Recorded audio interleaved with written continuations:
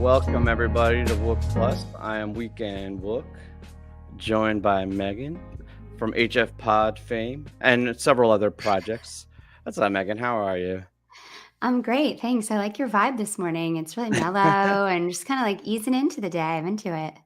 Yeah, we have so many manic things like doing the after show 15 minutes after encore. It's just like you're all riled up, and then I go back and I re-listen to some of our takes and like some of the things, and then I realize like some of that might have just been me hyped up. I can't tell you how many times I've listened to a show and come on air and been like, "That was the best thing I've ever heard," and then the next day I'm like, "Well, maybe it wasn't." But so I like doing this Sunday. It's a little bit chiller. We can just kind of have a casual conversation about things, not be all revved up and things. Hey, Yeah, SC, how you definitely. doing, But man?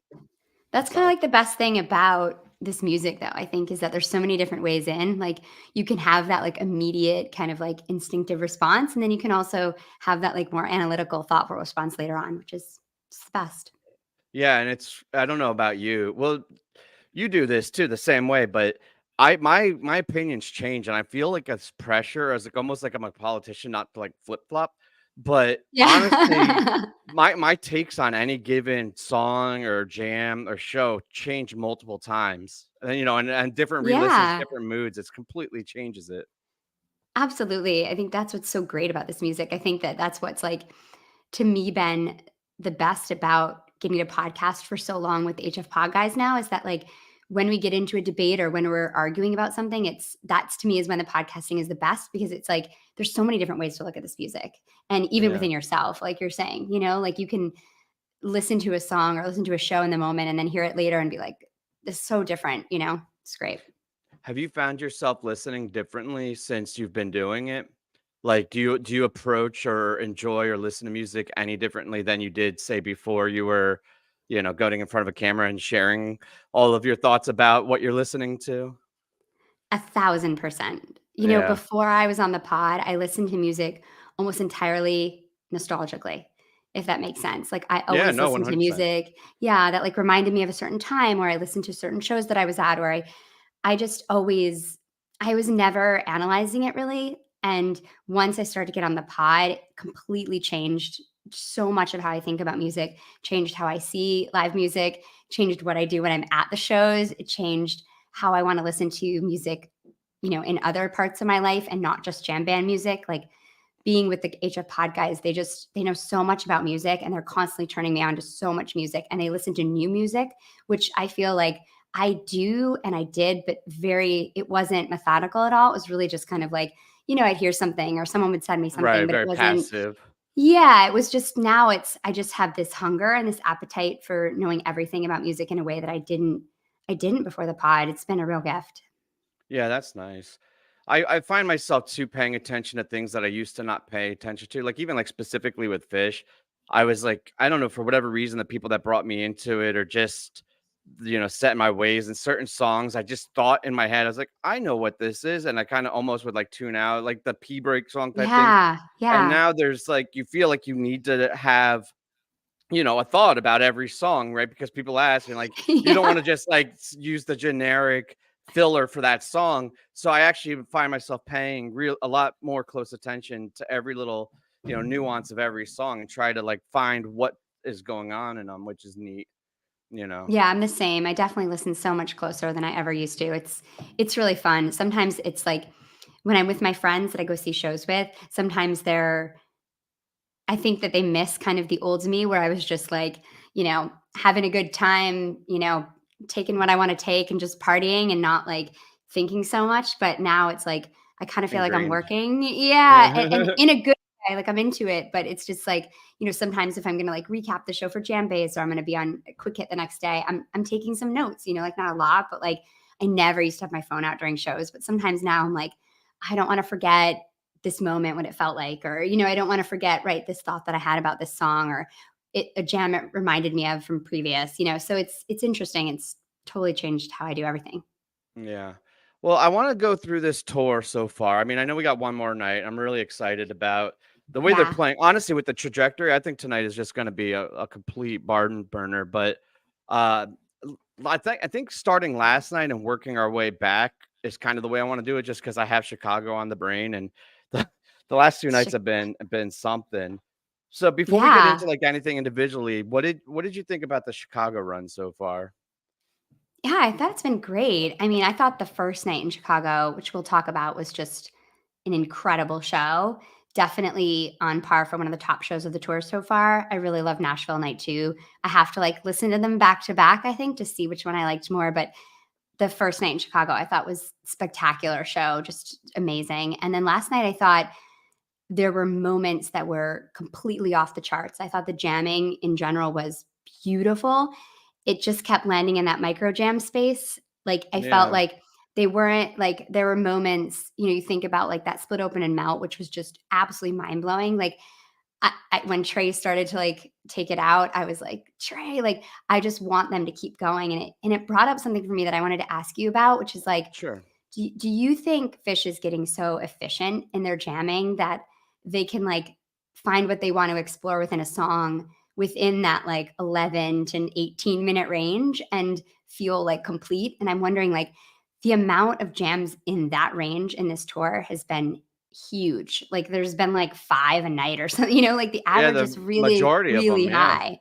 Yeah. And like I think we've had 2 or 3 over 20 minutes for this whole tour, and it's just interesting to me. I'm wondering if, like, they're just getting so good at, like, listening and dropping right in that it's, like, preventing them from pushing past, which is it's fine if I think Trey likes songs, he wants to play songs, but it's right. just been interesting. I thought last night, like, we could have used one, like, monster jam because their jamming was just, I thought, incredible last night.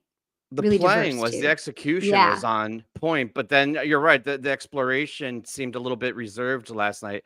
I think you're onto something 'cause if you go back and listen to those micro jams, the cool thing is it does not take very long for them to find something interesting and to dive Mhm. into it. Some of them, like, this I always think about this with Tube. Like, people are like, "Oh, Tube's not jammed out. It was only 9 minutes." And I was like, "Yeah, but 30 seconds in, they're off a launch pad into something mind melting." So that's a Yeah. solid 9 minutes of insane jamming. Whereas, like, Yeah. you might get a 15-minute Mercury, but 12 minutes of it was composed.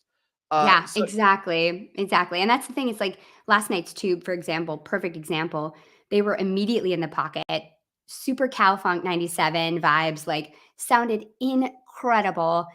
Paige and Trey just, like, pushing each other like they have been and playing with so much emotion, and then you think of the Tube, whatever this last Tube they played on this run, where Trey found that really quiet, like, bluesy, jazzy, sexy space, like, yeah, they're able to, right, like, find really incredible stuff in a really short amount of time. And so it's like, I think maybe I need to also let go of wanting those bigger gems sometimes, which was never really me.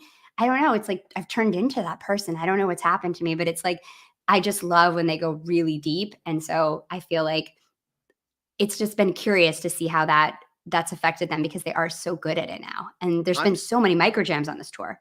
there's been a ton. I'm starting to Yeah. try to force myself to think about it as a level of satisfaction versus a length, because you can Yeah. have micro jams that are fully satisfying, and then you can have micro jams that are building up and you want it to keep going and it feels ripcorded. And I think Chicago is a perfect example of it because night one, the jams weren't much longer, but for me, they were fully realized. The thoughts that Yeah. they were trying to portray, they hit, and they gave you everything you wanted for it. And not once through that whole second set was like, "Oh man, I wish they stayed on this." Like, even Cross-Eyed, I think, what was it, like 12 minutes or something? It wasn't huge, Yeah. but it was jam packed and I had everything I wanted. I wasn't like, "Oh, I need another 10 minutes of Cross-Eyed." Whereas, like, last night, there were a lot of times where they were really hitting it and still playing well, executing well, but it didn't feel fully realized or satisfying. So I think that's the difference. Is you can have Mhm. really great jams that are micro jams. It's just I don't know if they completely stick with it. You're right. They find it. I don't know if they always fully realize it. Maybe there's a little ADHD there. Yeah, I felt like that Split Open and Melt last night was like that. Like, it got so weird, super spacey, like, just totally went out there. It was so great, and I felt like putting it in that 3rd slot in that 2nd set too was, like, such a crazy call. Like, that's just not a place Melt usually goes, and it was, like, after, like, Chalk Dust and Oblivion, both which could have, like, been huge, but still were really cool jams, and then this, like, Head Explosion, Split Open and Melt jam, it felt like it wasn't done, and then Trey just went into the return riff, and I was like, oh, like, Yeah, you could have kept going. no, Although yeah, I feel like there were people on headphones in the crowd that were probably yeah, grateful that they came out of it. They're yeah, like, "Enough, yeah. mercy, uncle." Please, I give up, uncle. Although, and if you're gonna record anything, what's the use is 100% okay with me. Like, I approve. Yes, that is like the way they play that song right now is that song is like a top 5 Fish song for me, but the emotion and the patience that they're playing with on this tour and in this year in general, especially for a song like that, it's perfect. I think patience is a theme that I've seen or felt come up several times this tour. Uh, Mhm. Both like in well, yeah, I mean, in their decision making in the returns, right, coming out of it. That's something we talk about a lot. Is it felt like sometimes when Trey would want to bring it to the top, he would almost record the song, but not into another song, just like into the same, thing. But Yeah. now it's like he's like he'll start to tease it, or somebody else will tease it, and they can build into the return to the top, which makes it a lot more smooth. But then also in the jamming, I think that they're really comfortable right now. A Yeah. little, I think honestly more comfortable maybe than Summer Tour, at least the first half of Summer Tour. Mhm. I think by MSG they were comfortable, like fully locked in, but they seem super comfortable to me right now.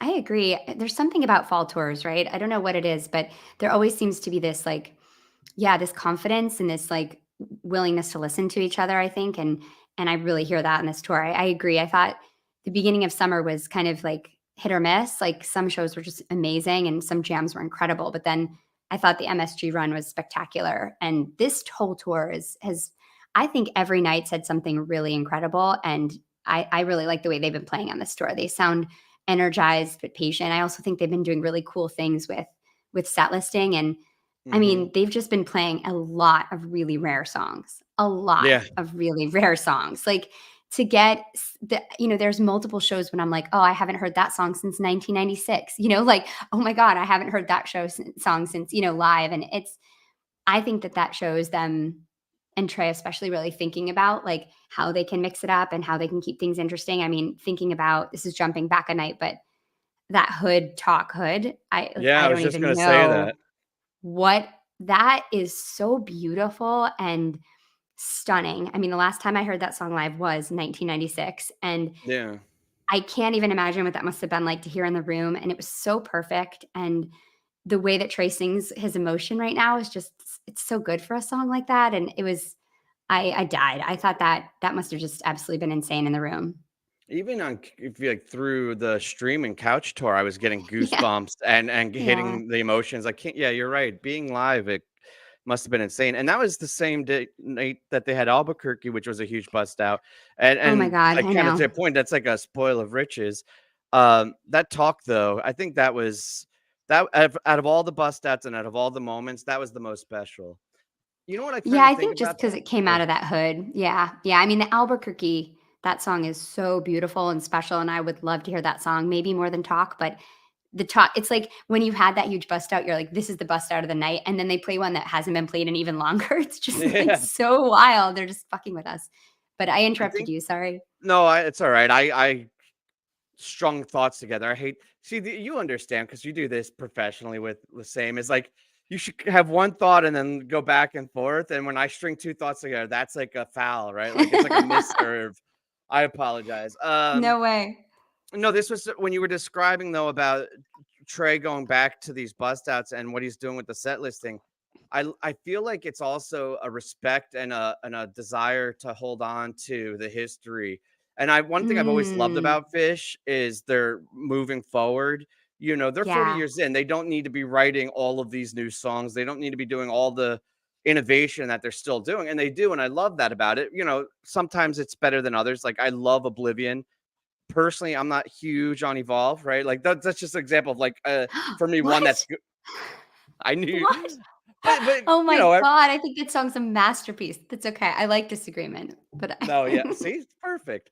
Um, yeah. and I love the new stuff, but I'm glad that they still have, and Trey specifically is like, hey, these little gems from our past that have been forgotten are still important, and it's nice to bring them up and mix them in, and not just have a blind forging forward without any grasp, holding on to some of the other things in the past. I like that it's all mixed together and kind of creates something new with the bits of the old.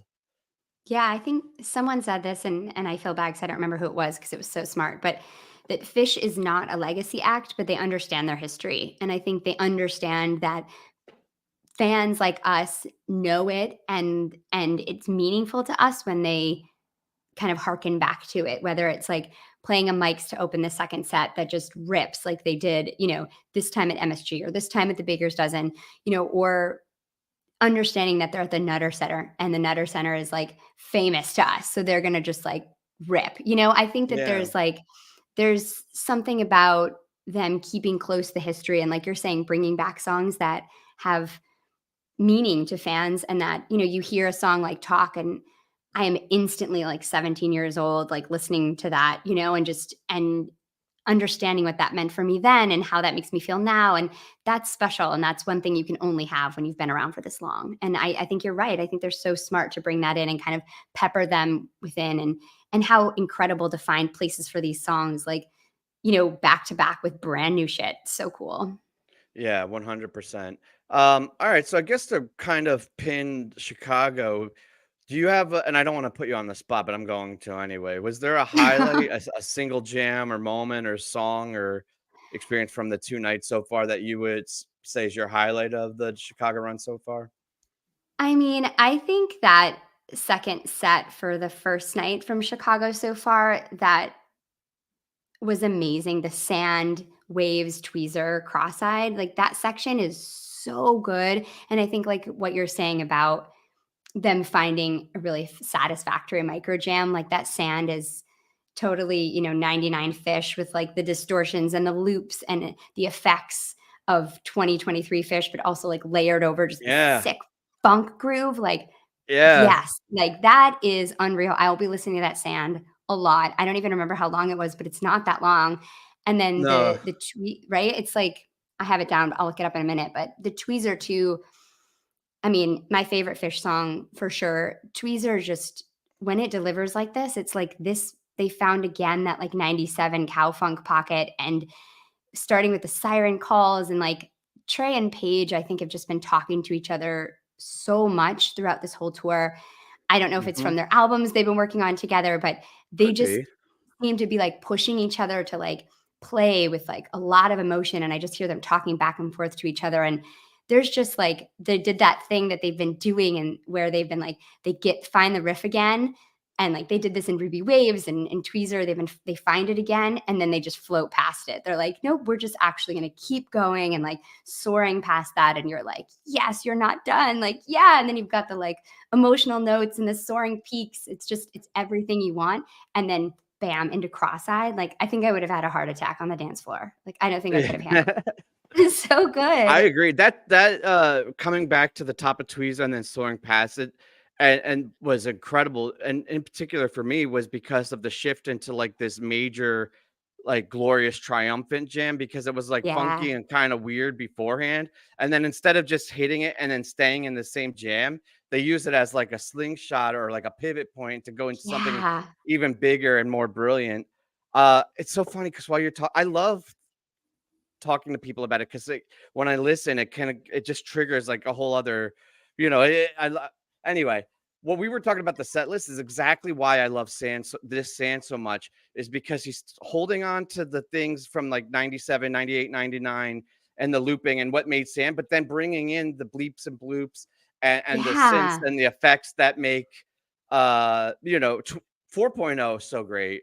I was so Totally. frustrated in the summer when the bleepy bloopy funky 4.0 Fish kind of took a sideline, right? Like they stopped doing it Mhm. for several shows. And to hear it back in such a heavier rotation in the jams is awesome. But Yeah, with it's kind of like the the ties perfect. to the 90s. Yeah, and there's also like a perfect kind of like come together of like the spring, which is super experimental and like effect heavy and like just like off in space. And then the summer, which was pretty shiny and bright. And then to like Super combine bright. those two, yeah, I think it's Yeah. like that's great. I think they're doing such an amazing job, like pulling from every their arsenal right now in a way that is just it's awesome.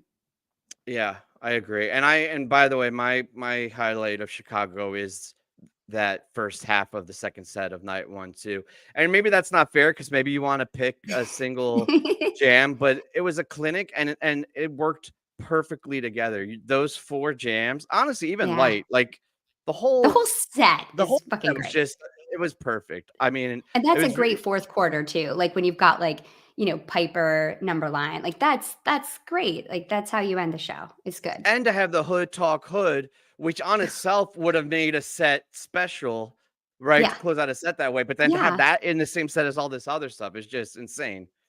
It's I an think that show's embarrassment of just riches. incredible. It is. I think that whole show is re-listenable from the beginning to the end, and it's interesting because I don't think on paper necessarily the first set has great flow, but it worked because the playing was so good, I think. Yeah, I think so, and Mhm. that Ghost was really good. I think Yeah. Albuquerque, and this might be a bad take because everybody was so thrilled to get it. Um, but I think that kind of oh, sorry, I'm trying not to use foul language on the morning stream. But I think that kind Okay, I'll of remember that disrupted too. the no, I rewatched part of the stream from last night, and every other word I was cursing. I was like, man, I got to simmer down. I think the Albuquerque, as cool as it is, really disrupted the flow of the whole like Friday the 13th because I loved the Carini, the Mm. coming out with the Bulls music and the whole like spooky feel they had through the whole set. And Albuquerque's such like a quirky, I don't know. I guess people like love it, but it's just like it didn't fit in that set. I love it as a bust out. I love it as like, hey, they're giving it. It just, I think it disjointed the set quite a bit. Yeah, I mean, You know, maybe you could have done it like I'm looking at the set list, like, maybe it could have gone after Blaze On and then it been, like, Albuquerque meet Drift. I don't know, maybe that would have been too, like, low mellow of an end to that set, but I know putting it between, like, Ghost, which was an awesome jam, and Saw It Again, it just it's I don't right? love it when they, like, take tempo up, down, and I think that there's some shows that we're gonna talk about that suffered from that, a little bit in the first sets, I felt like, um in Dayton. But yeah, I think that I mean, Albuquerque is so good. I'm gonna say I'd take it anywhere, but that's just because I love that song. And I hate doing set list reconstruction because like it is what it is and who would know. But what you just said of like having it in between those two, I think is exactly it. If it were imagine if it were Ghost Saw It Again, Albuquerque, and you just flip those two, I Yeah, think a Ghost Saw It Again could have been one of those like mind melting type yeah, things. But totally. it's not my band and whatever they're gonna do. Yeah, I mean, I guess Trey's pretty good at this, but we would probably be Yeah, he's better. pretty good. All right, so let's go back to Nutter then, because this was an insane pair of shows. It's crazy that Yeah, all of this is in the same tour. Big picture from Dayton. What are your thoughts on Dayton? yeah. I mean, I think this venue is like pretty special and historically had some just unbelievable shows. And I think that the band knew that. And I think that for me, I think the first set of night one has really, really great flow. Um, I'm sorry, am I looking at there? Yeah. And I think that like again, they did a really nice job of like playing a bunch of songs that they haven't played in a while, which was awesome.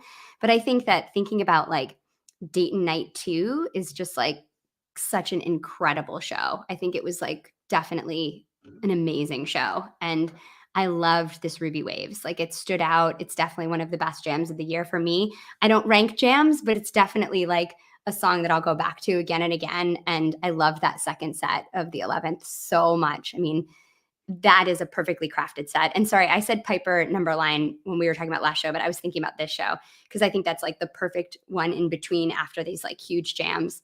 But yeah, I think that this 11th is an awesome, awesome show.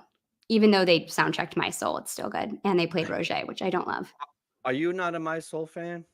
Are No. you a hater of it? Yeah. Yeah. I mean, That's it's fine. just yeah, I mean, I'll dance to it and I'll have fun, but, yeah, there's just certain songs that I can do without.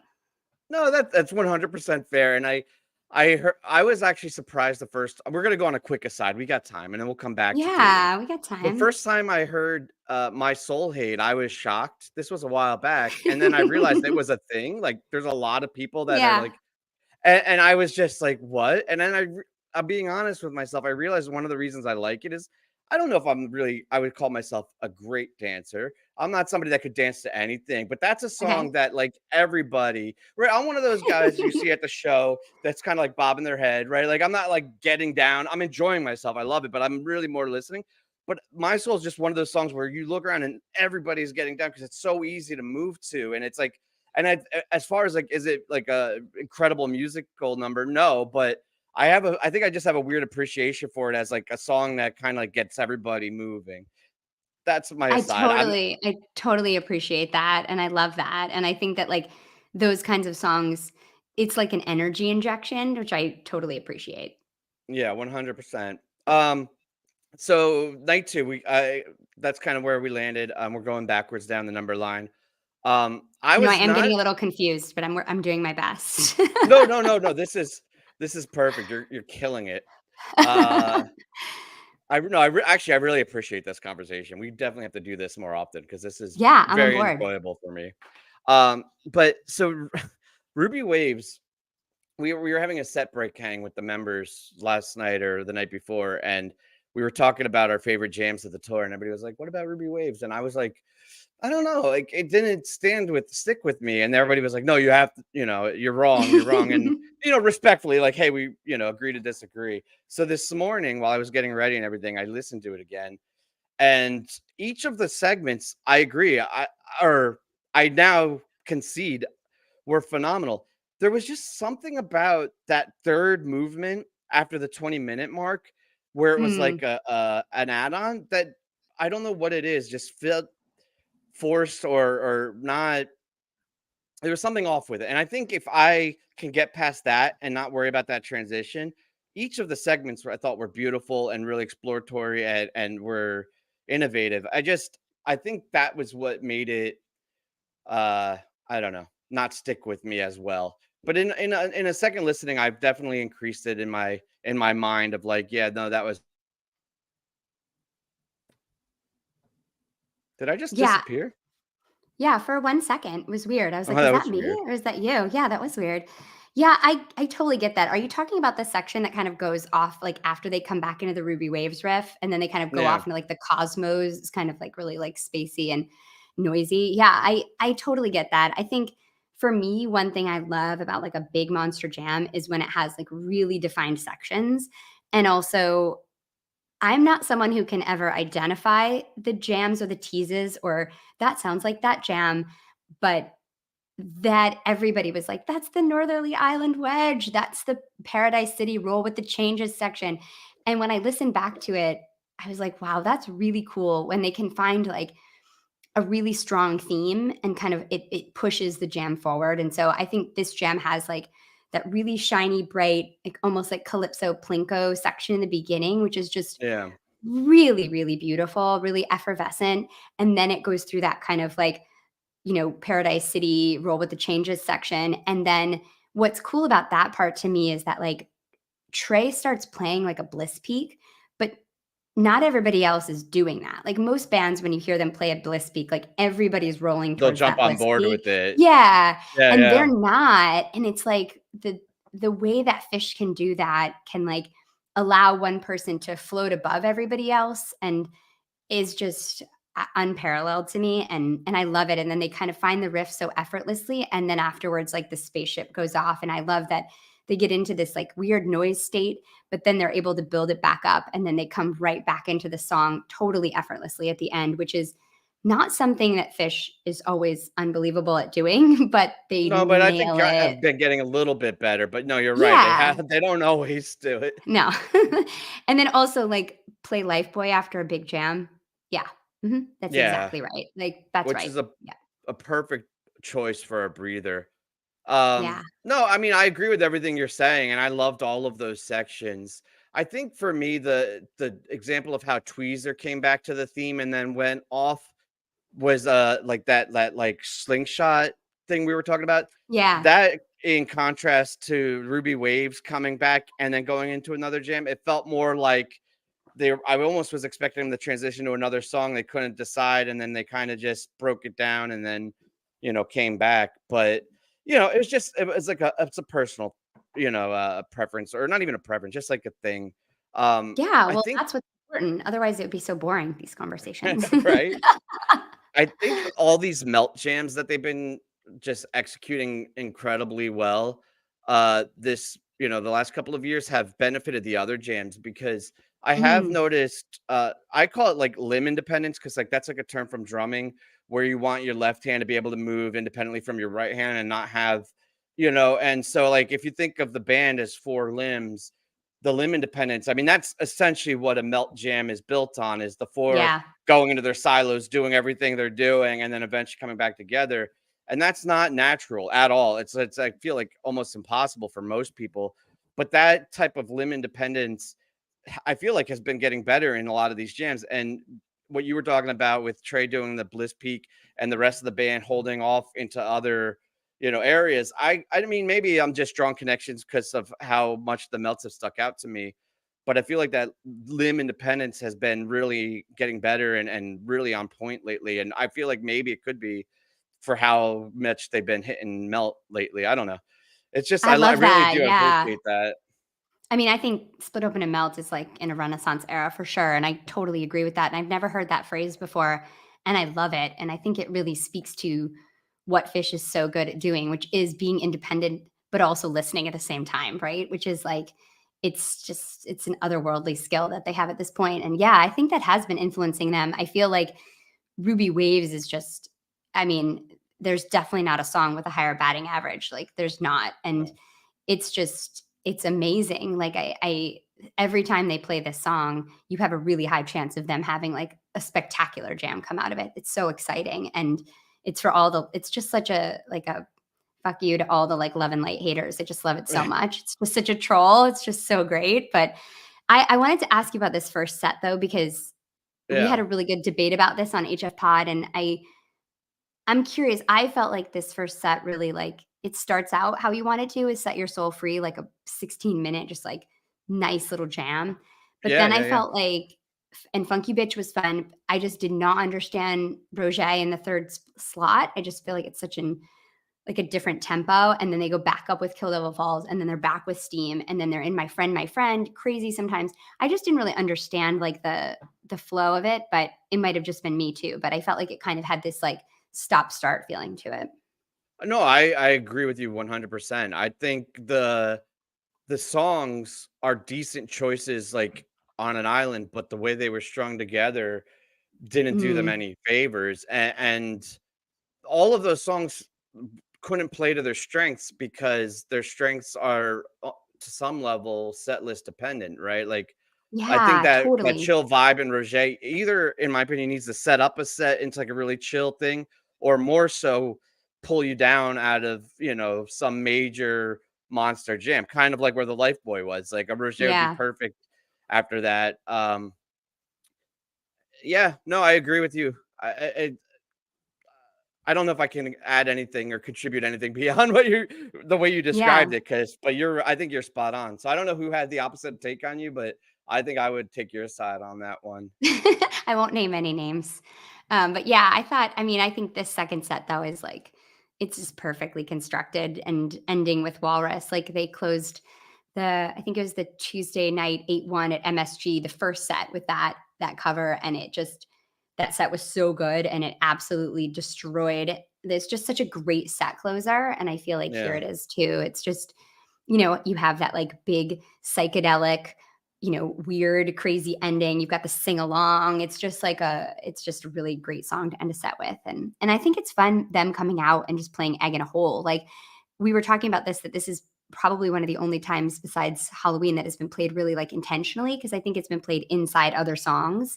And I Yeah. love that they come out and like they just sound like they're having so much fun. It's just I'm wondering if, we're not talking about tonight yet, but I'm wondering if that's what tonight's going to have is a little more of the humor and like, if we're going to get like a vacuum solo or like, I felt like they did a nice job of that in Dayton of having a lot of fun. And I'm wondering if they're going to kind of bring some of that more back tonight.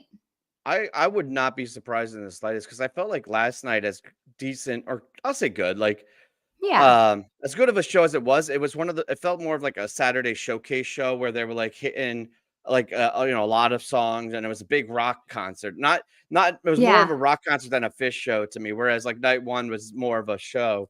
I think I would hope, and I kind of could imagine tonight being a little more fun and a little more, I don't know what the word fishy, right? It's like a little Yeah. fishier. Yeah. Uh, um, what do you think about Crazy sometimes? Because I apparently have not. I don't know if I'm in the minority. I'm not. I don't like this song. Spoiler alert. Like I kind of I didn't realize that I had a distaste for it, and then when I was reviewing the show, I was like, man, I really don't like this song, and I was surprised people were like, really, I love this song. Yeah. You're I always so mean, positive though. no, I mean, listen, my notes for this, I'm gonna read them to you verbatim. I can do without this song. I'm Great. not I'm not a huge I'm not gonna say that. That's mean. I heard this at the Baker's Dozen. It's the ninth time played. I think it's important to play other band member songs. And I think it's really important to pull from that, make sure that they feel like they're getting their voice in the set list too. I love the end of it. I like when it goes into that like effect heavy monster space. I thought that was really cool. And that was a nice lead into Singing and Walls. the written part in the beginning, not so much, Yeah, like the right? lyrics are I mean, it's inherent in the title, but the lyrics are insane. They don't make any sense. They're not good. And so No. like I think that like it's just yeah, it's not my fave, but I've been ripping on Mike a little bit, and I feel bad, maybe too hard, about his vocals and singing on specific songs. And then every time he sings, people ask me like, "Well, what do you think about that?" And half the songs I love his singing, and half the songs I don't. And I think what I'm realizing is it's the songs that Trey wrote that Mike's singing I like. It's the yeah, songs that Mike yes. wrote that Mike's singing I don't. Right? And I'm like, Yeah, and because it's not that I don't like Mike singing, but I don't like Mike's writing when it comes to vocals.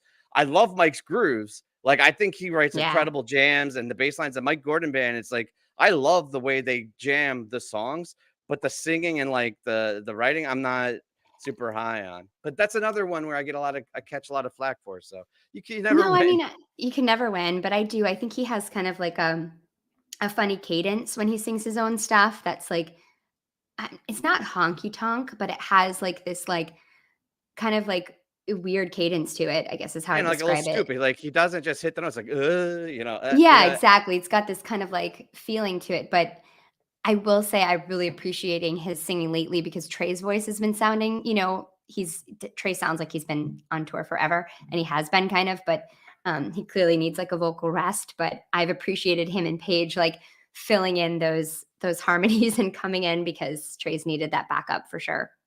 Yeah. Brian, what are you talking about the tightness of my rules, man? I don't have any rules. It's just my observations. It's not like if Mike writes a song, I'm automatically going to hate it. I just look for patterns and things. I'm an engineer, and I noticed I happen to not particularly like, the songs that he writes. It's fine. We can't like everything. If we did, it would just be Right. super boring. We have to not I mean, I like 98% of what Fish does. Like, I have to at least have my 2%. Otherwise, like, it's just everyone will call me a fluffer, and then it would be, like, frustrating. Well, and how boring would that be? You tune in, and then it's like, I love this song. That was a great song. This song was amazing. And everything's just like perfect, perfect, perfect. Plus, it's all in a spectrum, right? Like we're Yeah, critical, but like in my mind from 95 to 100, right? Like I'm not usually like exactly. the Yeah. spectrum's not like, oh, they're failing miserable shit. It's like, it's if you take the upper echelon and then spread it out, that's the spectrum of criticism that we're operating in, I feel like. I like that distinction. I also feel like Charlie Dirksen, what does he always say? Like, most shows are, like, average great. Like, all Fish Right. shows are, like, better than 98% of anything else you're gonna see live. So, yeah, we gotta pick apart something. Yeah, 100%. All right. Date and night one. Um, I'll let you go first. What would you think about what were your big highlights, lowlights? What were your overall thoughts of the first night in Ohio? Yeah, I'm looking back. I really like this first set. I think it has really nice flow. Love a Sigma opener, always like so optimistic and hopeful. Ninth Cube, love it. Coming out of nowhere, fun Nice instrumental, bust like out. Yeah. right? Like, yeah, great bust out. Cool Amber Mercury hadn't been played in a long time. Also love that's one of my favorite Casbah Bach songs. Great. Um, yeah, I mean, this Gin in his first set was awesome. Really great jam. Really, really like stretched it out a little bit. Glorious Peaks. Again, another re-entry from Trey that was really beautiful. And I'm happy that they played Broken Into Pieces second time played. I heard it on Tuesday at that 181 MSG show. And I think like these are the things we want Trey to be doing, playing new songs that are inspiring him because that's what keeps him interested and into it. So I thought the flow from this first set was really, really great. And again, like 3 rare songs in a first set. I mean, 2 songs have only been played twice and a song that hasn't been played since 21. So I think they're really thinking about that kind of stuff. What do you think of the first set? I liked it. I was just saying the other night how much I love the Halloween repertoire of like Cosvat, Sci-Fi Soldiers, Thrilling Chilling, like all of these songs and jam vehicles, and what an injection of creativity and like passion Yes. given the band, and to get 2 of them, you know, in a early on in a show, I thought was great. I think jamming the opener is awesome. You know, I love it when you get like a bag opener or Buried Alive, and like, you know, I get like the standard rocker openers, and I'm not against that, but coming out of the gates with the jammed out Sigma Oasis, I think was really nice. Um, I thought the first set was really good, but maybe on the like average good. I think the second Mhm. set, or at least the start of the second set, elevated this show to a much higher level for me. Yeah. I will say this Mike's. I was gonna go back, and maybe well, I think we still will, but this Mike's and the second jam in Mike's, for whatever reason, has stuck with me the most out of everything I've heard this tour.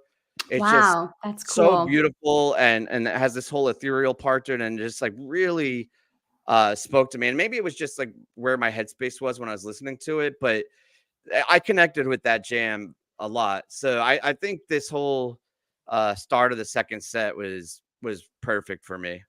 Um, Yeah. yeah, that was I all I. loved it too.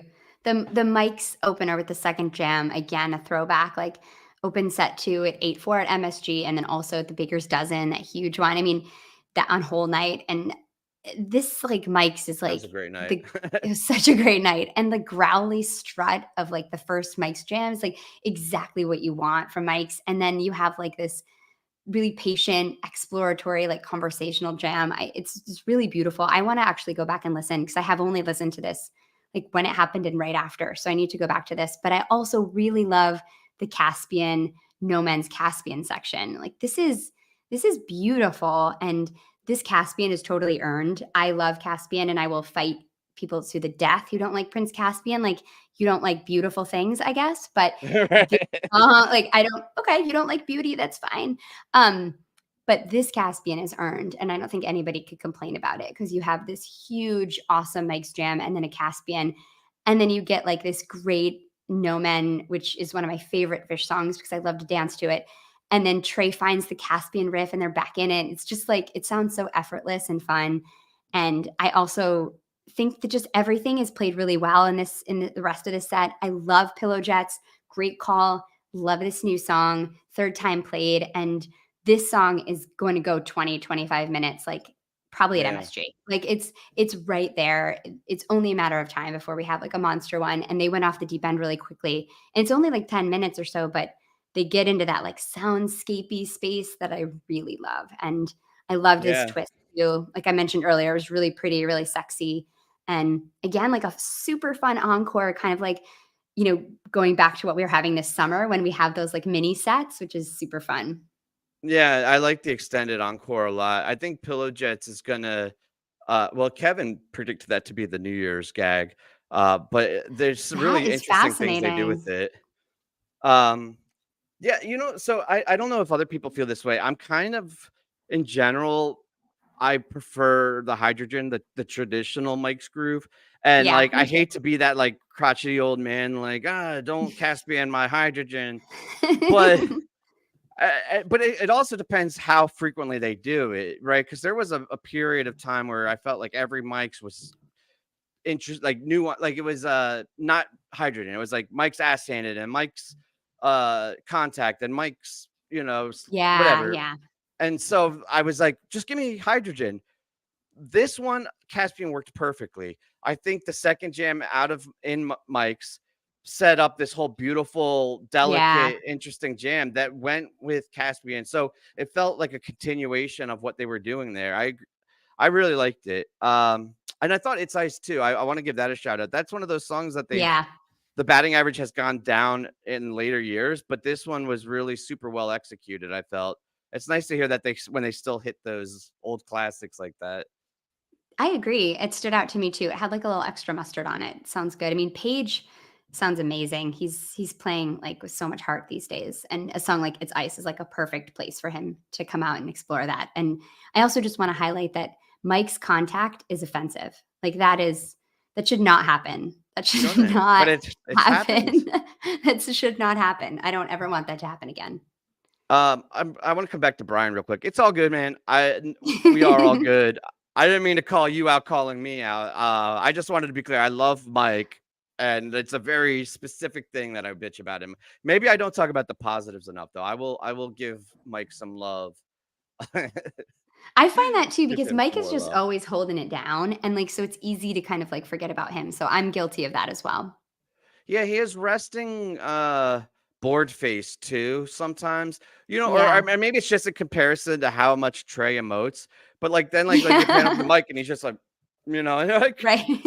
are you I know, enjoying and yourself, Mike? I mean, I just realized this summer that he's a Ken doll, and I Yeah. never really realized that, like, he's such a Ken, and I think that that is, like, he's got that kind of, like, yeah, like, little bit of an affect that makes it maybe easier to ignore him, so, I'm not gonna do that anymore. But I do love Mike and I appreciate and honestly I think he has potential. Like some of the songs, he is a great singer. I forget which song it was. Mhm. Meet. I think it was Meet the other night where he just Yeah. went for it and he nailed it. I was like, yes, Mike, got it, right? Like you're killing it. Yeah.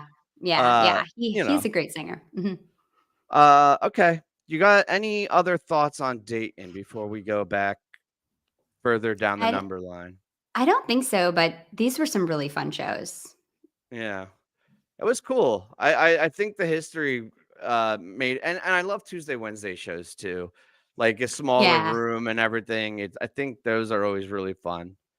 Um, cool. Let's keep moving. Nashville, Let's do Nashville, it. Nashville. All right, this is where I gotta like I massage gotta, my like, really brain. remember. I'm like, "Wow, this happened a long time ago," I feel like. I'm kind of remembering now. I feel like I loved night 2 so much, and I think I loved the second set of night 1 and night 3. I think that they sounded, like, really conversational and just started the whole run with this, like, busting these rarities out and yeah, I think they sounded really good. Yeah. No, I agree. I was well, you know what? This one actually we'll do show by show because there's a lot to unpack in Let's do it. these three. So we'll go backwards. We'll do night three. Um I will start this time and say that golden age was special. And I don't remember if Yeah. was particularly long or if it was like would be high on the jam chart from length, but the dark, spacey, disorienting, melt-esque jam that they got in it, I thought was really special. It was one of the most creative jams I had heard, I felt, in a long time, and really appreciated what they did there. I think the Wave of Hope was really solid. I'm going Yeah. backwards down the set in backwards in the order of shows. I don't know why. This is trippy. I'm into it. Yeah, yeah, yeah. That Ghost, absolutely phenomenal. I really dug that. Some lower ends, I thought Hey Stranger for me was kind of okay, man, coming out of Beauty of a Broken Heart, it was just like this part of the set I thought maybe was a little dip in my personal opinion. And then Free had some slop to it. And I hate just bringing up slop because like they make mistakes. They've always made mistakes. Even go back through the whole 90s and all one point every show they had mistakes. So I don't want to be like, "Oh, the fucking brilliant virtuoso missed a couple notes. Like look at me. I noticed it." But Free Right. is also not hard. I feel like I mean, not hard, but like I feel like if you miss, in It's Ice or in Reba or whatever, you're like, okay, I think for whatever they just were not locked in the beginning of Free, and it was more jarring because of the relative simplicity of the song. Luckily, though, it didn't really hold them back because the rest of the show, I think, came together. Highlight was definitely the golden age, though. Yeah, I mean, I think it's funny when you talk about Free because I feel like Free 4.0 Frees have been pretty awesome, and, like, some of them have just really, like, torn it up. And not that they've had monster jams, but they've just been really, really, really well played. So that's interesting. Maybe it's just a song that they kind of relax on. And then that's Yeah. like when you make a mistake, right? Like with It's Ice, you're probably like in the zone, like that Hyper song is focused and so stuff. complicated. Yeah. I thought the first set of this night was just kind of like mid tempo, like no jams, energy was good, but nothing like insane. And um, I mean, I discovered something really crazy about my own stats when I was watching this show and I was streaming is that I haven't seen AC/DC Bag since 1997 live. Wow, that's a long time to not see a bag. Is that not crazy? I was watching the show and I was like, bag, oh, buried alive bag opener, like throwback. Like I love that.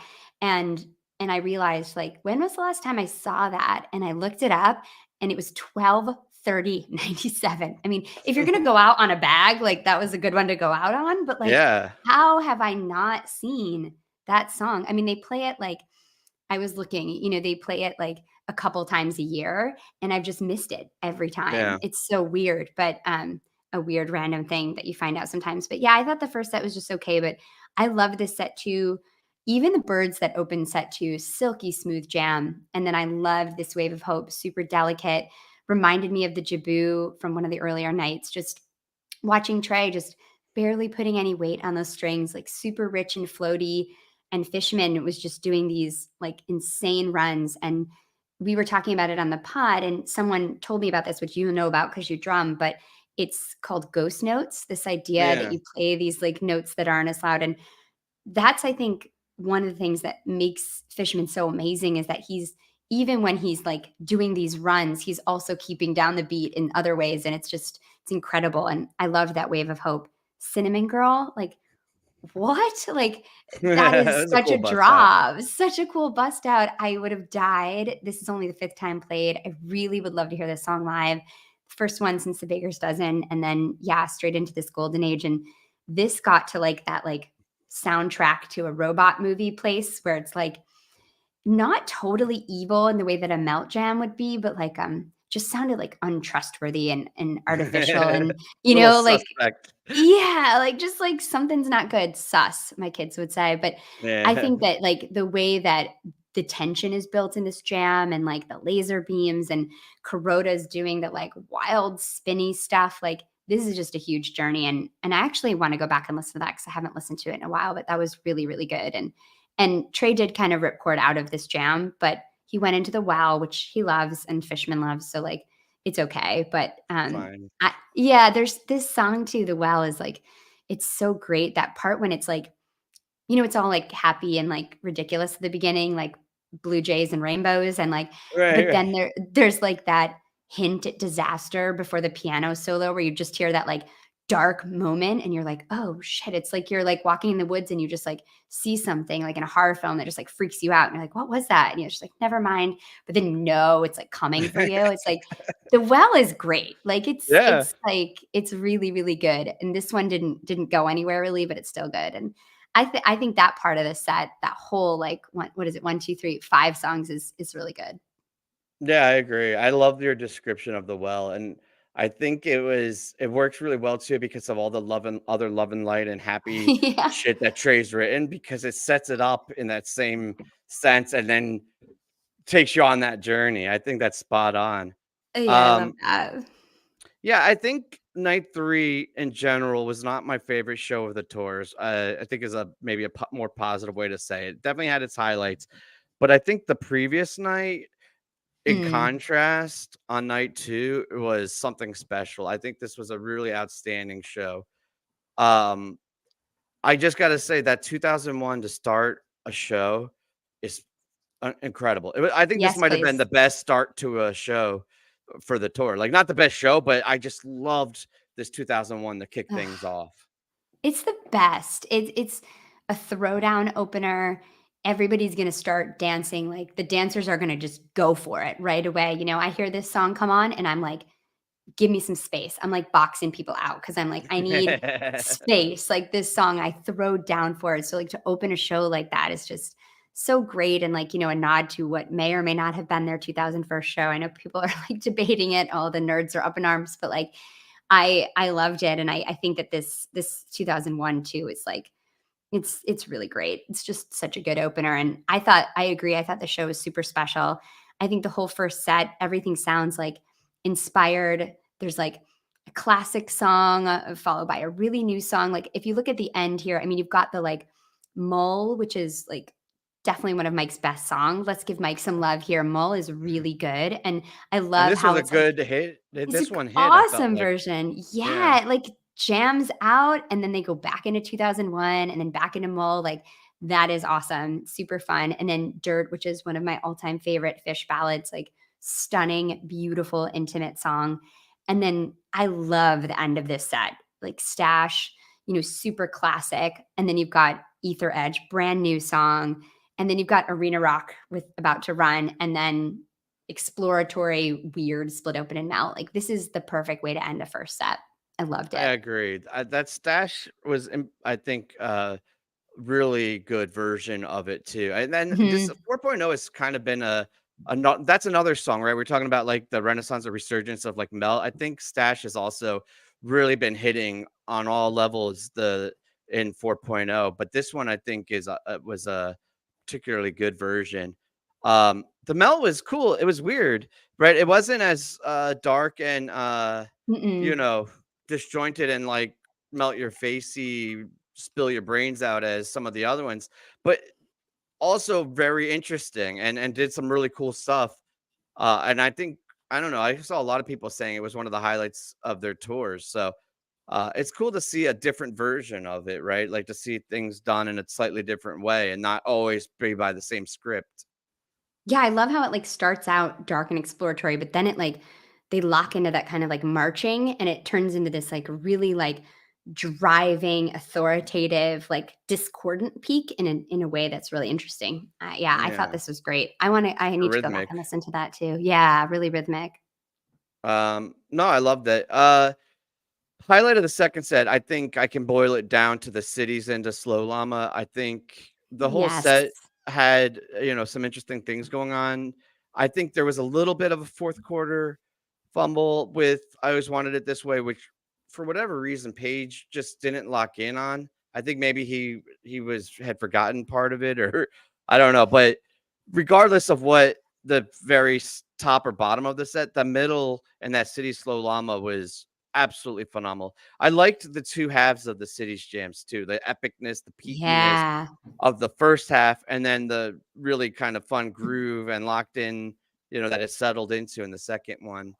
And I'm a huge proponent of Slow Llama. I don't know how you could not be. Honestly, it's so much fun. I love it. I fully agree. I mean, I like things slower, so I'd much rather hear slow llama than fast llama. I've heard fast llama a lot. Like I'd rather go and get funky, like for sure. And the second set, I love Life Saving Gun as a set two opener. It's just like good energy. I can also see this turning into like a jam vehicle, but I think it's really Yeah. good to start out. And I feel like they played sand. It never really gets out of like a type one jam, but it sounds really great. Nice segue back in. And then they play Everything's Right. And it's like almost you could hear them like, we're playing some big jam vehicles. Like, are we going to get there? But then they have this like great segue into cities and the groove they settle into in this jam is so layered. And Paige sounds amazing on the piano. And then they're doing this like swirling looping build, effortless fall back into the groove, and then just butter segue into Slow Llama. It's so good. And I love this tempo.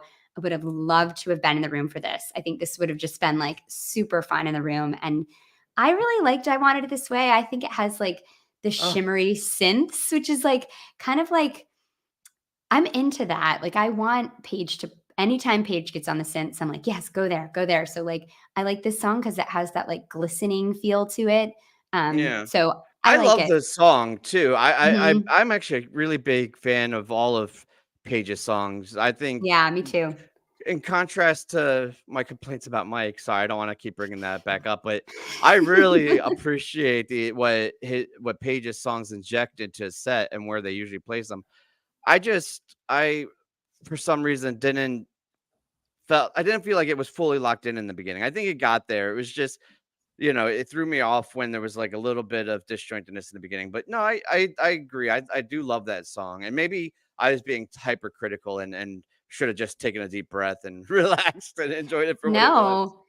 No, and I need to listen back to see. I always get sometimes I just think about what I like about the song, and I'm not as great about, like, thinking about the actual performance of it, but yeah, it's That's a I hard think trap to fall into. I do that it all the is. time. It's like, I Mhm. love this song, and then I was like, "Oh, but that version," or sometimes it's I hate that song, but it is an insanely good version of it, right? So it's I fall into that trap all the time doing this. Yeah, exactly. It's hard not to, but I agree, Page's songs are so great, and I love when they play his stuff. I think that he shines. It's great. I love Page. I'm always a Page side girl, so Yeah, I was gonna say me too, page side guy. Yeah, McGrubb, listen, and Brian, I know, guys, I'm hypercritical. To defend myself, you'll never see me be this critical at a show. Every show I leave live is the best show I'd ever seen. But But I that's mean, actually a really good point, Tim, is that, like, I think sometimes, like, you know, we talk about attendance bias matters, but it almost doesn't because, like, every show you're at, you're having fun. Like, yeah, you're gonna see me at a Phish show, I'm gonna be the happiest person in that room, like, by far, and, like but doesn't mean I can't go on and, like, get into it and talk about what was and wasn't good the next day, you know? I think right. that's kind No, of fun. Yeah. it's full circle to the way we started today's episode was like, Yeah. has doing this changed the way we listen to it? And I think it has, especially when we're couch touring, right? But That's it. Mhm. I shared a story last night, and I won't retell it, but it basically was I was at a show, and two guys, I thought it was incredible. Two guys ended up making fun of me and like saying I was an idiot because I loved it. And they're like, "Oh, that show sucked," and how much it stuck with me, and how much I hated that, like them telling me what I'm allowed to like or not. None of this is us telling you what to like and what is actually good or not good. It's just our, opinions of it. It's fun to talk about. Yeah, it's so Um, fun. all right, let's wrap things up by going to the night that started the tour, all the way back to night one. Why don't you go through and give Wow. us your big takes of it? I will add a little bit of my commentary, and we'll go from there. Yeah, I mean, I thought set 1 was fine. It was just like a classic kind of set 1, nothing amazing, nothing bad. But I thought set 2 had some really solid jamming. We've got a 22-minute Oblivion, and I think this Jaboo is great too. And I think the Jaboo is, like, really delicate and blissy, really pretty, and then an amazing segue into Oblivion, which was, like, super dancey and groovy, and I thought really, like, more uplifting and bright than you'd expect an Oblivion jam to be, which is such a dark song, but it was great. It had some synths again, really pretty, really shiny and nice, and I love Torn and Frayed. I've been chasing this song. I've never heard it live. I'm kinda pissed they played it because now I won't hear it at MSG probably, but it's it's just a gorgeous cover, and right after this Oblivion, it's great, and I really like the light too. I think this set's really nice, and one thing I didn't get to mention about the Oblivion from last night is that it was more up tempo, like the Hmm. song part of it. It sounded like just a different temp, like more groovy as opposed to just like a little bit weirder. And I noticed that it was interesting. I wonder if that came out of this. Like I'm just thinking about this now, but I wonder if that came out of this jam because this jam was really dancey. So I don't know, interesting. But I think I think that's what messed up last night for me, and why I think I was maybe a little bit harsher on it initially than I should have been, is because I agree with you. I was so pumped. It did come out a little up tempo and really groovy, and I was so excited, and my expectations, which you should never do, were through the roof of what and it's in the 2 spot, which is like, 9 out of 10 times it's gonna be a monster jam. And I was so excited to see what kind of crazy up tempo groovy Oblivion jam we were gonna get last night, and it never yeah, materialized. And I think this Nashville Oblivion is really what ultimately set me up for that, because the yeah, Nashville Oblivion was fantastic. It was just an incredible jam. And then to go back to like a non-jam vehicle version of it, it's like, I guess that's how Fish works, but that's a yeah. song I would love to have a big jam. I want them to give it the Ruby Waves treatment because it's such an Oh, incredible start of a song. If we could always get a big jam out of it, it would be perfect in my opinion. But you got to take what you get, and I mean, it I is what think it you're is. pretty close to that, right? Like the only 2 over 20-minute jams of this whole tour have been Oblivion and Ruby Waves. So like Yeah. Oblivion is it's there, you know, it's I mean, it's been played over 20 minutes a few times now, and it's only And it been played a has it, but handful then of you get times. it. Imagine getting an Mhm. 8-minute Ruby Waves though. You would feel right, like you get an 8-minute any other Yeah, song, you're like, okay, fine. But if you got an 8-minute Ruby Waves at this point, you'd be like, what the hell, Trey? Like, what I are you know, doing? And it's like, well, that's the I thing, want they Oblivion to be that status where right. you would be like, why are you giving me an 8-minute version? But that's what's the problem with this band and expectations, and I've said this a lot, but they continually deliver on such a high level that our expectations continue to be completely inappropriate, Yeah, and so, like, out of you know, we're control. like, "How can you have this brand new song and only play it for 16 minutes or 14 minutes?" Like, that Right. is You've only played it 4 or ridiculous, 5 times already. right? That's it. And we're already doing that. It's unbelievable, you know? It's just, like, so it's so disturbing, but, it's their fault. I mean, if they didn't play so well, we wouldn't have these expectations, so it's on them. Right, exactly. I agree. It is Mhm. their fault.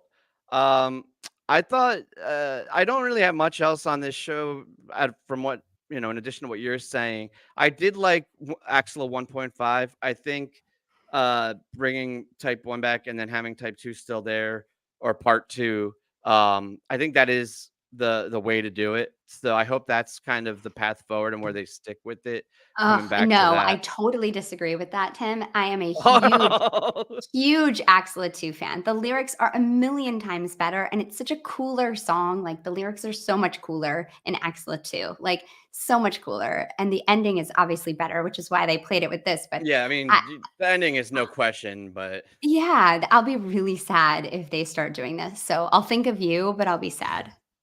well, and then if they don't and they go back, I'll think of you and I'll be happy for it. I'll be like, there you Yeah, there you go. go. um, yeah, I think that's about it. I really appreciate you coming on and pontificating. You got a lot of stuff. Well, maybe not a ton right now, but why don't you let us know what you have coming up? Yeah, I will, and before I do that, I did some, like, nerdery that I just wanted to talk to you about because I thought this was really interesting. I was looking at, like, the Fish.net rankings for these shows, and they're hasty ranking, like, for sure, like, I don't really think you Yeah, should, like, rank a show, like, within 5 hours of it happening because you don't have context, you haven't, like, re-listened, but still, like, the average for all these 7 nights is 4.035, and I think anything over 4 is, like, it's a good good. show. Yeah, so I think that that just shows kind of, like, the hasty rank level that these shows are at already, which I think is pretty cool. Yeah, But yeah, think you know, this has been so fun, and I love when Wook Plus and Osiris people get to, like, connect. We had so much fun when we've worked together over summer tour, and I hope we can do it again, and I love getting on and talking with you, and this has been awesome. It really helped me, like, put this tour in perspective, and, um, yeah, we HF Pod, you know, we do quick hits, so we're usually there the day after, or we do, like, if there's a run, we'll do, you know, a show for 2 or 3 shows. So we have our next quick hit for these shows is Monday, tomorrow at 10:30 in the morning. So we'll have that where we'll be talking about these Chicago shows. And then we start on Friday, we go back into our 40 for 40 series, which is where we are looking at one show from each of the 40 years of Fish. And we're coming into 2012 this oh, week, that's which is really exciting. exciting. Yeah. So that's Fridays at 4:30. Those are live. They're so fun. And I really hope that if you haven't checked them out, you do, because to me, this series has been the thing that I'm the most proud of in podcasting. It's just historically, we've chosen shows that aren't necessarily like the best show from that year, but the one that we think kind of speaks to like where the band was at, and also trying to highlight some shows that weren't like released archivally, or you know, we've brought shows out that people might not have like done a deep dive on before. And we've just gotten so into like the context of the band and where they were. We talk about where kind of like pop culture is, where music is, film.